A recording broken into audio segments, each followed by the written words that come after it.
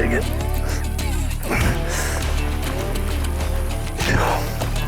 Get in the boat.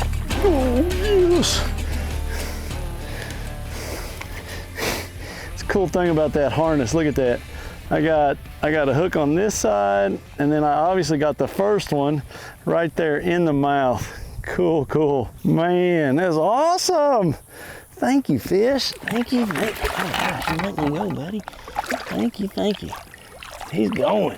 Brand new bait, guys. Brand new bait. I'm so excited to finally get to talk to you about it. It's the chop block. This is the 8-inch version, and it's a soft glide bait. Why a soft glide bait? Well, it's silent.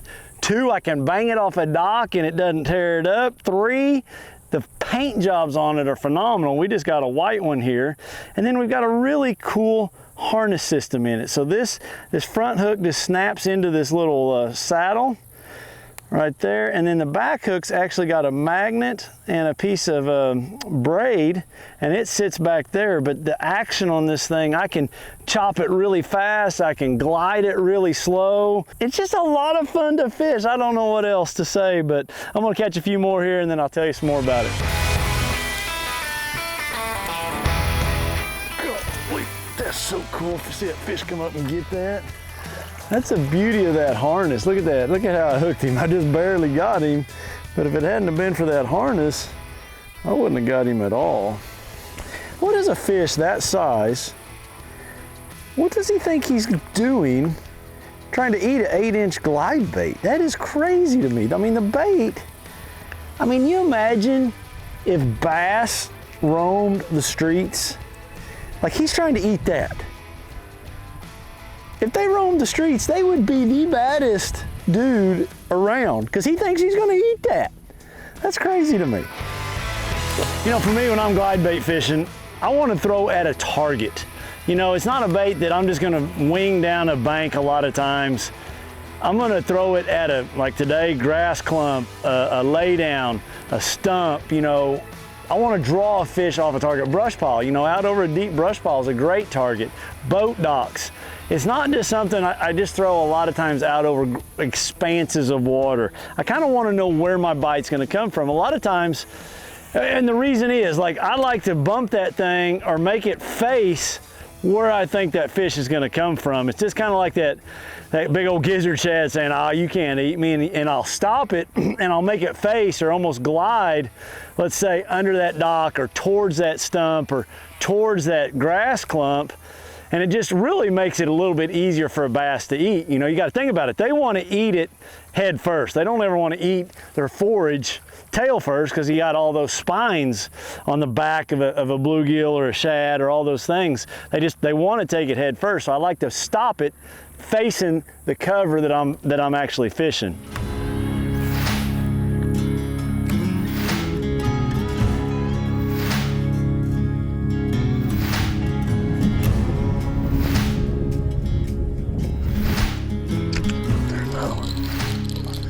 That's so cool. That water's so clear. See those fish come up and get it. Man, he got the whole thing in his mouth. Looky there. You can't even see it. Look at that sucker. I mean, it is choked down in there. I mean, choked. Wow. Wow. That is so cool. Man, it's a fun bite on a glide bait. It just is so fun. It's just such a visual deal, and you don't ever know, like you think you're gonna get a bite on every cast. Man, that's just a skinny, big-headed old fish. Cool bite though. Thanks, buddy. Thank you, thank you.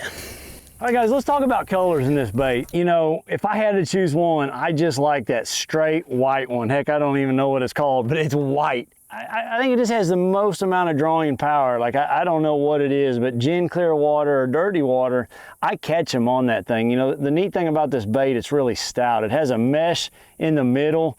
You can see that thing's been chewed to pieces. The tail, it just stays together. You can bang it off docks, pontoons, rocks, whatever it is. You know, it's gonna stay together. It's got good fusion hooks, but that's the 8-inch white. If you're gonna give me one, that's the one. There's 2 other sizes. You know, 8's obviously my favorite. They've got a 6, they've got a 10, and you know, and this is the 8 here. So it just kind of shows you the different sizes that we've got. You know, there's, if I can try to get it all in order for you, 6, 8, and 10. This is called greenback. It's an awesome shad representation if you're looking for it. It's just kind of a grayish black back with a chartreuse line, white belly, good color. They've got some really good bluegill colors. They've got a perch color. They've got, like, this is a matte, I think this one's matte pumpkin seed or something. That's the 10-inch bait. Just look at the detail to that thing. Amazing. A couple other good ones. This is chrome gizzard, really favorite of mine, 8-inch, and burnt bone is a really good one. That's the neat thing about it, with it being plastic. The colors are really good, but this is all affordable. You know, there's people out there that pay 150 bucks for a glide bait. You know, these are affordable. You can buy 4 or 5 of them, buy different sizes, different colors. You know, I think the bluegill colors would be awesome in and around the bluegill spawn, in and around bass spawning. But day in, day out, that white one you cannot beat. Oh, I got a big one underneath it. Golly, that was a big one. He got it. He got it. He got it. He got it. Get in the boat. Yes. Gosh, that was cool. Man, that fish was following it and following it. Looky there. That is the prime example of why you've got that harness. It separates, so now you don't have any weight for that fish to have leverage to throw it. And then I've got both hooks right there in its snout. Just, I mean, see, there's no leverage. He can't get any leverage on me. Long, skinny fish, eating a glide bait, clear water. Oh, thank you, girl. Yeah, I call you a girl. You might be a boy, I don't know. But there he goes. There he goes.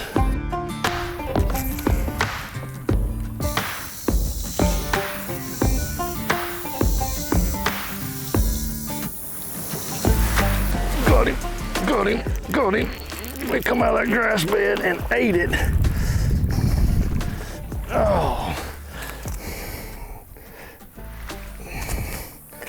Golly, I thought that was gonna be a big one just because where it was. Just it was such a high percentage spot. When you look at that little mat of grass right there, it just looks like the deal. Thanks, buddy.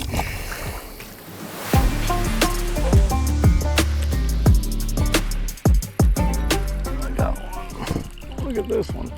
It is literally the size of the bait. Crazy that fish thinks he can eat that thing. Hold still there, buddy. You can tell he was living in that grass bed as dark as he is compared to all the other fish we've caught today. They've been real light colored, and that one's super dark, just mega dark.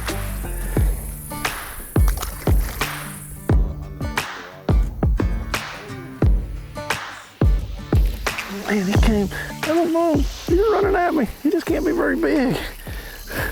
Oh, he's decent. He's decent. Yes. Couldn't catch up to him. Oh, I love this bait. Man, just the hookup ratio on this thing just is through the roof. Like just with that harness and them not getting any leverage on it. Really, really cool.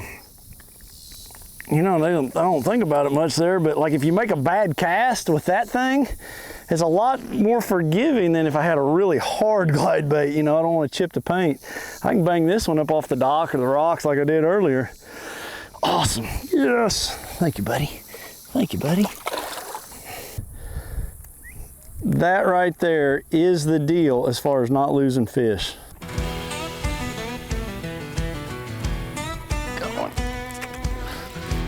I don't know how big it is. He's not very big.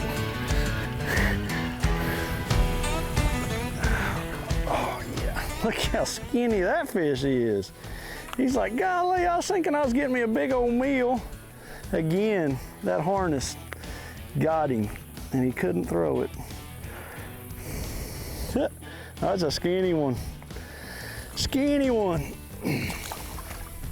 Don't forget, like guys, I know I said it earlier, but I want to say it one more time. Your setup is so critical when you start throwing that 8 and that 10-inch. Now the 6-inch, you can get away with that on a spinnerbait rod or your favorite chatterbait rod.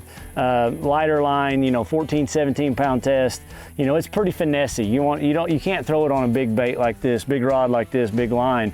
But when you get to the 8 and the 10, you've got to get the right setup. That's that Bass Pro Carbon Light Glide Bait rod, 25-pound, you know, monofilament line. But man, I hope you guys enjoyed this episode. It was a lot of fun in the making. It's just finally fun to be able to talk about this bait. We've been working on this bait. I've got to play with different prototypes, you know, over the last year. It is the deal. I love it. It's a lot of fun to fish. Very affordable, lasts forever, and the harness on it, my hookup ratio's through the roof, guys. Hope you enjoyed the episode. Be sure to hit that like button, that subscribe. I appreciate all the support.